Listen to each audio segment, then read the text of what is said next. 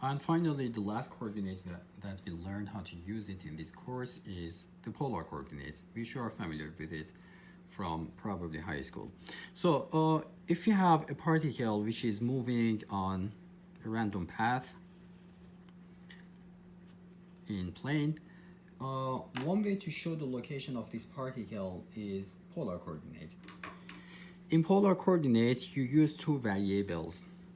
The distance of that particle from the origin, which we show it with r, and also with an angle, the angle of that r from the x-axis. Usually we use that, and show it with theta. To make it more specific, we use these two unit vectors.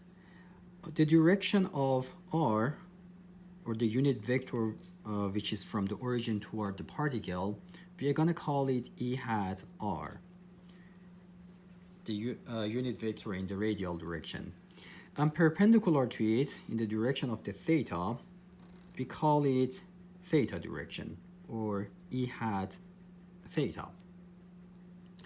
So to show the location of the particle, r as a vector is going to be equal to r just in the er direction, right? So it's going to be the length of r times e hat r. And if I take a derivative from the location with respect to time, I'm going to find the velocity. And also, if I take another derivative, I'm going to find acceleration of it. But before doing that, I'm going to give you two equations again, which I'm not going to prove it. You can see it in the book. You can see the proof in the book, which is quite simple, which is the derivative of ER and also E theta. ER is not a fixed unit vector. When P is moving, ER is going to be toward the P at any time, right? So ER is changing. The magnitude of it is 1, but the direction is not constant. Because of that, ER dot is not a constant, is not going to be 0. And we can prove ER dot is going to be equal to theta dot times E theta. And also, similarly, we can prove E theta dot is going to be equal to negative theta dot times ER. And I'm going to use these two equations, which I didn't prove it for you, in taking derivatives of the location to find the velocity and acceleration. So this is the location of the particle, and if I take a derivative of it to find the velocity, based on chain rule, I have two variables here. The derivative of it is going to be derivative of the first one, which is r dot, times the second one, plus first one times the derivative of the second one, er dot, which is equal to this. So I'm going to have r theta dot times E theta. So what's the meaning of it? It means the velocity in this coordinate is going to have two components, the radial component, the theta component.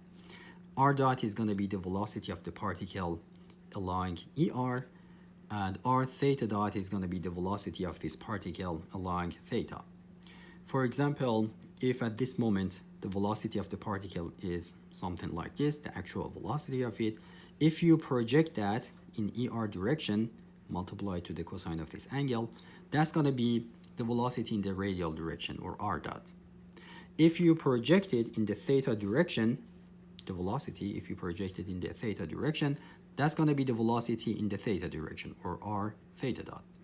So in general, velocity is going to have two components. R dot, we call it VR, or the radial velocity, and r theta dot is going to be the angular velocity of it, or v theta.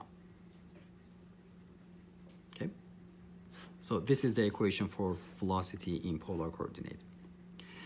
Now, if I take another derivative from velocity, I'm going to be able to find acceleration. Acceleration is equal to d velocity dt, always. So I need to take a derivative from this equation, but it's going to be a little bit messy because r dot is not a constant number, it is changing.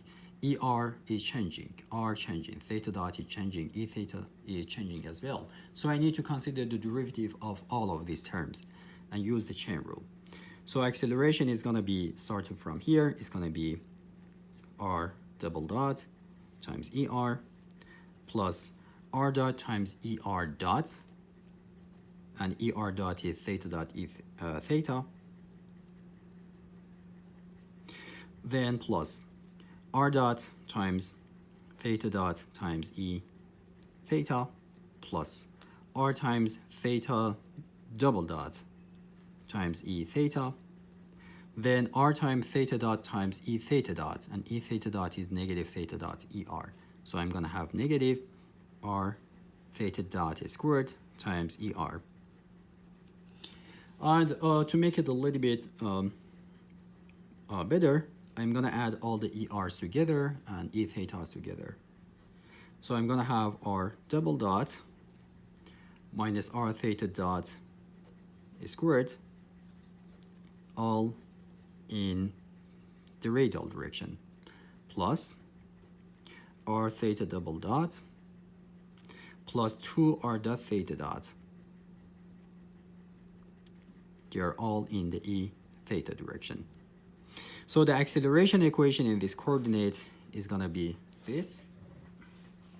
And again, it's going to have two components. Acceleration in the radial direction, this part, which we usually show it with AR, and acceleration in the theta direction, or theta double dot plus 2R dot theta dot, which we usually show it with A theta.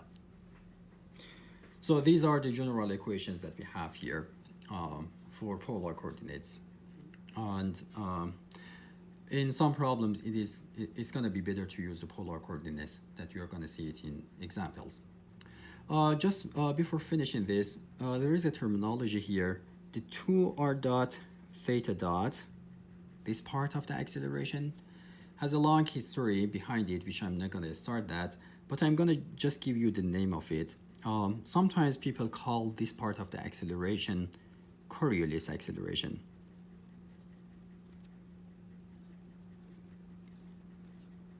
So if you hear Coriolis acceleration, they mean 2R dot theta dot.